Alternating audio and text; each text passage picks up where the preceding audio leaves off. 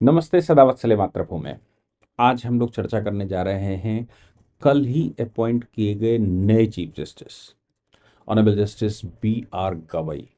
Honourable justice B R Gavai के विषय में मुझे लगता है कि बहुत सुखद जो उनकी यात्रा है और अपने तरह का जो यूनिक वर्क है उनका, उनके स्टेटमेंट, उनके पीछे का बैकग्राउंड और उनकी ये यात्रा, उसके साथ साथ जब सुप्रीम कोर्ट ऑफ इंडिया बना था, जिसको हम फेडरल कोर्ट भी उस समय कहा करते थे, उस समय से लेकर अभी तक की छोटी-छोटी 1-2 घटनाओं की चर्चा करूँगा और उसके बाद honourable justice B R Gavai की चर्चा करेंगे। जब हमने कोर्ट बनाया था, सुप्रीम कोर्ट बना था, तो सुप्रीम कोर्ट उस समय सुप्रीम कोर्ट के साथ-साथ फेडरल कोर्ट हुआ करता था। फेडरल कोर्ट का मतलब होता था कि जो प्रिंसली स्टेट्स हैं, उनका भी वो कोर्ट था और बाकी जो ब्रिटिश इंडिया हुआ करता था, जिसको हमने डोमिनियन ऑफ इंडिया कहा था, उसका कोर्ट था। उसके लिए हम सुप्रीम कोर्ट कहते थे और बाकी के लिए हम फेडरल कोर्ट कहते थे। 1956 के बाद वो सारा दृश्य बदल गया क्योंकि फिर ये जो सिस्टम था वो सिस्टम बदला। हमने प्रिंसली स्टेट्स को फिर बाद में पूरा का पूरा वहाँ पर जो जिस प्रकार की व्यवस्था थी वो व्यवस्था खत्म करी और बाद में हमने प्रिंसली स्टेट्स का अस्तित्व भी खत्म कर दिया। अब भारत में कोई प्रिंसली स्टेट नहीं, तो अब हम इसको अब हम सुप्रीम कोर्ट को सुप्रीम कोर्ट कहते हैं, फेडरल कोर्ट नहीं कहते। हालांकि कॉन्स्टिट्यूशन में अभी भी जहाँ तक मैं समझता हूँ मेंशन्ड है, उसके अमेंडमेंट की ज़रूरत है। हो सकता है इसलिए भी मेंशन्ड हो क्योंकि अभी और जो स्टेट आएंगे हमारे साथ, अभी पाकिस्तान टूटेगा तो उनमें से एक आध आएंगे, उधर बांग्लादेश को आना है, श्रीलंका को साथ में जोड़ना है, तिब्बत हो सकता है टूटे वो साथ में आए, इधर नेपाल और बाकी का जो बृहत्तर भारत। मैंने पीछे 2-3 दिन पहले एक लेक्चर में पूरा बताया था कि बृहत्तर भारत का मतलब क्या है, बृहत्तर भारत कैसे बनेगा, कैसे 500 सालों में, 400 सालों में, 200-300 सालों में एक बार कोई शासक पैदा होता है, वो बृहत्तर भारत की तरफ, वो संपूर्ण भारत की तरफ चलता है, भारतीय उपमहाद्वीप की तरफ चलता है और उसकी अगली पीढ़ी उसको यूनाइट कर देती। मैं मानता हूं कि वाजपेयी जी ने शुरू किया था, नरेंद्र मोदी जी उस पर एक बड़े पुरोधा हैं और इनके अगले आने वाली पीढ़ी निश्चित रूप से भारत को अखंड भारत फिर बनाएगी। मैंने उस लेक्चर में भी कहा था कि कैसे ये युग परिवर्तन होता है, तो भविष्य में युग परिवर्तन हो सकता है। इसलिए उसकी एक स्टेप फेडरल कोर्ट भी हो सकता है कि हमें फेडरल सुप्रीम कोर्ट चाहिए, फेडरल कोर्ट ऑफ इंडिया चाहिए। इसलिए शायद किसी का ध्यान नहीं गया कि उसको हटाना है कि नहीं हटाना है, सुप्रीम कोर्ट को साथ साथ हम फेडरल कोर्ट भी कहते हैं। सवाल जो आ रहा है वो, पहले जब 7 जजेस का अपॉइंटमेंट हुआ था, पहले हमारे जब सुप्रीम कोर्ट बना तब 7 जजेस प्लस 1 यानी कि 8 की बेंच हुआ करती थी, एक चीफ जस्टिस और 7 अदर जजेस। आपको जानकर बड़ी हैरानी होगी कि उनमें से 4 जजेस शास्त्री थे। शास्त्री मतलब संस्कृत भाषा के स्कॉलर थे। पहले चीफ जस्टिस खुद, दूसरे चीफ जस्टिस मेहरचंद महाजन साहब चीफ जस्टिस बाद में बने, वो पहली बेंच के सदस्य थे जिन्होंने जम्मू कश्मीर के इंटीग्रेशन में बड़ी भूमिका निभाई थी। यानी कि मेहरचंद महाजन ही वो व्यक्ति थे। अगर मैं एडमिनिस्ट्रेटिव जुडिशियल साइड से कहूँगा कि मेहरचंद महाजन लाहौर हाई कोर्ट के जज थे और बाद में जब पार्टीशन हुआ तो वो इधर आए और उनको जब पटेल जी ने कहा कि भाई इंटीग्रेशन में समस्या है, और मैं इंटरनल बात ये बता रहा हूँ कि नेहरू जी की समस्या, नेहरू जी थे उस समय, पटेल ने जिस प्रकार से मेहरचंद महाजन साहब को इनिशिएट किया था, जम्मू कश्मीर का प्राइम मिनिस्टर बनाया था और जम्मू कश्मीर के प्राइम मिनिस्टर बनने के बाद जो अधिनियम की प्रक्रिया शुरू हुई, वो मेहरचंद महाजन उसके पुरोधा माने जाते हैं। मेहरचंद महाजन साहब, पातंजलि शास्त्री बड़ा नाम हुआ करता था, जस्टिस मुखर्जी, जस्टिस बोस। अब जस्टिस बोस के विषय में पता नहीं क्या वो है, 8वें जज के रूप में जस्टिस बोस आए थे। हालांकि वो क्रिश्चियन समुदाय से आते थे और क्रिश्चियन समुदाय, उनके पिता और माँ दोनों ही ईसाई थे, लेकिन वो कैसे बोस लिखते थे पता नहीं। लेकिन ये भी कहा जा सकता है कि उनकी घर वापसी हुई हो, घर वापसी होने के बाद वो बोस लिखना शुरू है। और एक जज मुस्लिम जज हुआ करते थे, फजल अली। पार्टीशन हो चुका था, पाकिस्तान बन चुका था, बिहार के रहने वाले थे, फिर भी उनको क्यों जज बनाया गया मैं समझ नहीं पाया। वो जब पाकिस्तान बन गया था तो सभी को एटलीस्ट डोमिनियन ऑफ इंडिया से तो सभी को वहां जाना ही था। लेकिन ये सब गोलमाल, उस पर चर्चा नहीं करेंगे।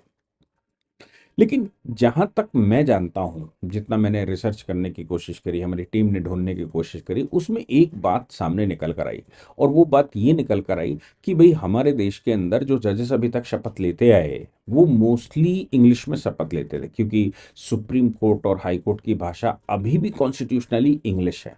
अभी भी कॉन्स्टिट्यूशन में इंग्लिश ही प्रमुख भाषा है सुप्रीम कोर्ट की।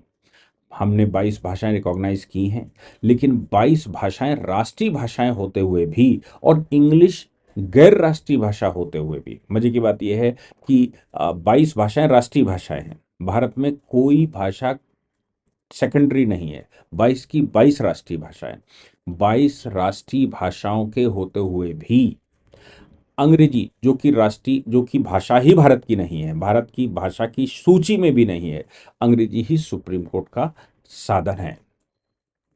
Honourable justice B R Gavai, जिन्होंने बहुत सारे केसेस में पार्टिसिपेट किया, बी आर गवई साहब के कुछ इंपॉर्टेंट मामले तो आर्टिकल 370 का जब सुनवाई हो रही थी, तो मैंने देखा कि आर्टिकल 370 में जब भी honourable justice B R Gavai का कमेंट आया तो वो राष्ट्रीय कमेंट था। उनके जो क्वेश्चंस भी थे वो उन लोगों पर प्रश्न खड़े करने के लिए थे जो लोग जम्मू कश्मीर को एक सेपरेट एंटिटी देख रहे थे, आर्टिकल 370 को जो लोग अलग से देख रहे थे। पूरी कार्रवाई के दौरान honourable justice B R Gavai का रुख मैंने देखा है। एक बहुत महत्वपूर्ण जजमेंट जो मुझे लगता है भारत के लिए मील का पत्थर साबित हुआ। और मजे की बात यह है कि वो जजमेंट उनका हाँ, पहले मैं वो बात अधूरी रह गई थी जिसमें मैं कह रहा था इंग्लिश में शपथ लेते हैं। Honourable justice B R Gavai ने मराठी भाषा के होते हुए भी, उनकी जो लोकल लैंग्वेज नेटिव लैंग्वेज है वो मराठी है, उनकी जो सुप्रीम कोर्ट की लैंग्वेज है वो इंग्लिश है, ऑफिशियली इंग्लिश है, लेकिन उन्होंने शपथ हिंदी में ली। मैं समझता हूं कि ये अपने आप में पहले ही दिन, मतलब शपथ लेने के समय पर ही उन्होंने ये बताया कि राष्ट्र क्या होता है और राष्ट्रीयता क्या था। वो मराठी में शपथ लेते, कोई समस्या नहीं है, वो भारत की 22 भाषाओं में से किसी भी भाषा में शपथ लेते, मैं उतना ही उनका सम्मान करता, क्योंकि वो भारतीय भाषा में शपथ लेने वाले एक ऐसे चीफ जस्टिस जो मैं देख पा रहा हूँ अभी रिसेंटली, जितना मैं देख पाया, किसी चीफ जस्टिस ने हिंदी में या लोकल लैंग्वेज में शपथ नहीं ली। सारे के सारे मोस्टली, चूंकि इंग्लिश सुप्रीम कोर्ट की भाषा है और इंग्लिश में ही चलते रहे हैं, तो इंग्लिश में ही शपथ लेते रहे। लेकिन बी आर गवई साहब हिंदी में शपथ लिए हैं। ये हमारे देश के लिए गौरव की बात है, बी आर गवई साहब के सम्मान को बढ़ाती है, बी आर गवई साहब को और मजबूत करती है। उनके पिता रामकृष्ण गवई, श्री रामकृष्ण गवई, जब उन्होंने अपने करियर की शुरुआत करी थी तो अमरावती की एक झोपड़पट्टी में रहा करते थे। अमरावती की झोपड़पट्टी में रहा करते थे। अंबेडकरवादी थे, अंबेडकर को फॉलो करते थे और बौद्ध स्वीकार कर चुके थे।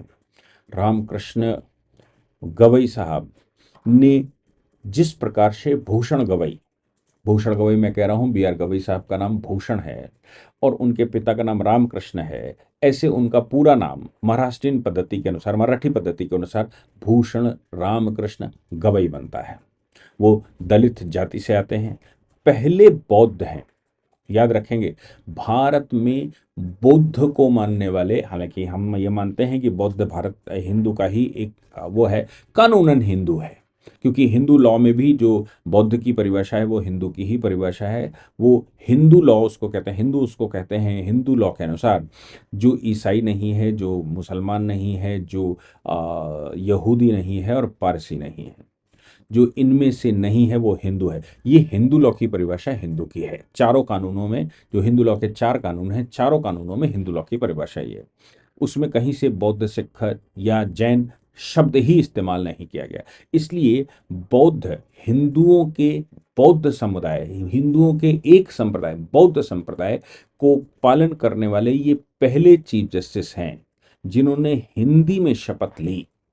और मजे की बात यह है कि इनकी रिसर्च डॉक्टर अंबेडकर पर है, इनका परिवार डॉक्टर अंबेडकर पर काम करता रहा, और मैं मानता हूं जिसकी रिसर्च डॉक्टर अंबेडकर पर होगी, जो डॉक्टर अंबेडकर को ट्रूली पढ़ लिया होगा, जिसने कॉन्स्टिट्यूशन असेंबली डिबेट की सारे भाषण डॉक्टर अंबेडकर के पढ़ लिए होंगे, वो घनघोर राष्ट्रवादी हो जाता है। वो खतरनाक राष्ट्रवादी हो जाता है, जाति प्रथा को समाप्त करने की कोशिश वाला हो जाता है, सही मायने में जस्टिस मिले ऐसा करने वाला हो सकता है। इसीलिए Devendra Singh versus state of Punjab मैं बता रहा हूं, अभी जो जाति जनगणना की बात मोदी जी ने की है, उसके पीछे का जो कारण है वो है देवेंद्र सिंह का judgment. Devendra Singh versus state of Punjab का इतना क्रिटिकल और टिपिकल जजमेंट, मैं समझता हूं कि आज उसकी आवश्यकता थी। उस जजमेंट की खास बात यह है कि ऑनरेबल जस्टिस भूषण गवई ने उसको लिखा। हालांकि चीफ जस्टिस उस समय चंचूड़ साहब हुआ करते थे, लेकिन लिखने वाले ऑनरेबल जस्टिस भूषण गवई थे। ऑनरेबल जस्टिस भूषण गवई ने जो जजमेंट लिखा, सारे जजेस ने जो इंडोर्स किया, उनके ही जजमेंट को इंडोर्स करते हुए बाकी जजों ने लिखा। 7 जजेस की बेंच थी। और मजे की बात यह थी, क्या दलित या स्टेट गवर्नमेंट अपने यहाँ राज्य के अंदर क्या सब क्लासिफिकेशन कर सकती है, दलितों का, एससी का, एसटी का, ओबीसी का? सवाल लोग ये उठा रहे थे कि ऐसा करने पर दलित एकता टूट जाएगी, ऐसा करने पर ओबीसी एकता टूट सकती है, ऐसा करने पर एसटी एकता टूट सकती है। मैं समझता हूं honourable justice B R Gavai जिस मामले की बात कर रहे हैं, वो चूंकि ट्रूली अंबेडकर को फॉलो करने वाले हैं, अंबेडकर को पढ़ने वाले हैं, अंबेडकर को कहानियों में उन्होंने नहीं पढ़ा, अंबेडकर को दूसरों की भाषा में उन्होंने नहीं पढ़ा, अंबेडकर को ये जो जाति राजनीति करने वाले लोगों के भाषणों से नहीं पढ़ा। हालांकि उनके पिताजी राजनीति करते थे, उनके पिताजी छोटे से बड़े होकर राजनीति करते करते फिर वो सांसद हुए, सांसद के बाद वो राज्यपाल भी रहे। लेकिन honourable justice B R Gavai की अगर हम बात करते हैं, तो honourable justice B R Gavai का जो कैरियर शुरू होता है, मतलब झोपड़पट्टी में एक व्यक्ति का ग्रोइंग हो, जो बच्चा है ग्रोइंग हो, म्यूनिसिपालिटी के स्कूल में 7वीं 8वीं तक पढ़ा हो, रोज का रूटीन एक दलित बस्ती का हो, तो आप समझिए उसको सही मायने में दर्द पता होगा कि दलित का दर्द क्या है और पॉलिटिक्स का राज क्या है और पॉलिटिक्स करने वाले क्या है।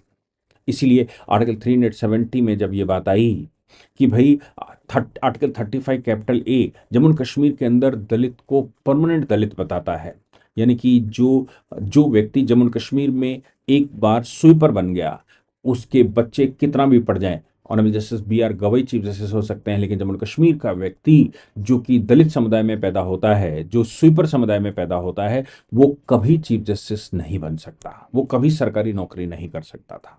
ये आर्टिकल 370 35 कैपिटल ए, ये दर्द निश्चित तौर से honourable justice B R Gavai को पता होगा कि दर्द क्या होता है मलिन बस्ती में पलने का, एक झोपड़पट्टी में पल कर बड़े होने का। Honourable justice B R Gavai इसीलिए 370 में ये सबको देख रहे हैं। जो देवेंद्र सिंह की मैं बात कर रहा था, देवेंद्र सिंह के जजमेंट में उन्होंने कहा कि दलित समुदाय छोड़ दीजिए, आप बताइए कि जो सबसे निचले पायदान पर है रिजर्वेशन का अधिकारी सिर्फ वो है। दलित राजनीति ये कह रही थी कि दलितों की एकता तोड़ रहे हो। दलितों की एकता किस लिए चाहिए? दलित को दलित बनाए रखने के लिए। दलितों की एकता किस लिए चाहिए? कि वो पिछड़ा का पिछड़ा बना रहे।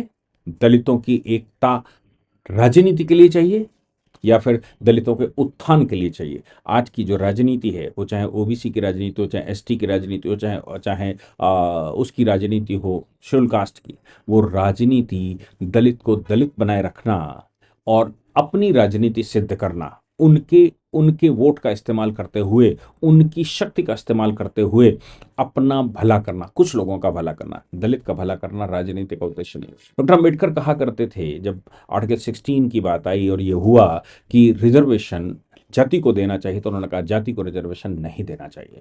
मैं इसके बिल्कुल खिलाफ हूं। जाति का रिजर्वेशन का मतलब हो गया जाति को भारत में परमानेंट कर देना, और जाति भारत की सबसे बड़ी समस्या है। भारत का सबसे बड़ा अभिशाप अगर आज की तारीख में कोई है तो वो जाति है। इसलिए उसके लिए एक फॉर्मूला होना चाहिए, उसके लिए कमीशन होना चाहिए। वो कमीशन तय करे कौन सी जातियां, कोई दलित या पिछड़ा अछूत नहीं, कौन सी जातियां पीछे हैं। जो जातियां पीछे हैं, जिनके पास संसाधन की कमी है, जिनका रिप्रेजेंटेशन नहीं होता, उन जातियों के लिए एक शेड्यूल बनना चाहिए। वो शेड्यूल एक कास्ट होगा जिसको शेड्यूल कास्ट कहेंगे। ऐसे ही ट्राइबों का एक शेड्यूल बनना चाहिए जिसको शेड्यूल ट्राइब कहा जाएगा। ये डॉक्टर बी आर अंबेडकर के अपने शब्द हैं। यानी कि उन्होंने जाति को रिजर्वेशन देने से इसलिए सिर्फ मना कर दिया था कि जाति के आधार पर राजनीति तो होगी, लेकिन ट्रूली जाति का उत्थान नहीं होगा, पिछड़े का उत्थान नहीं होगा।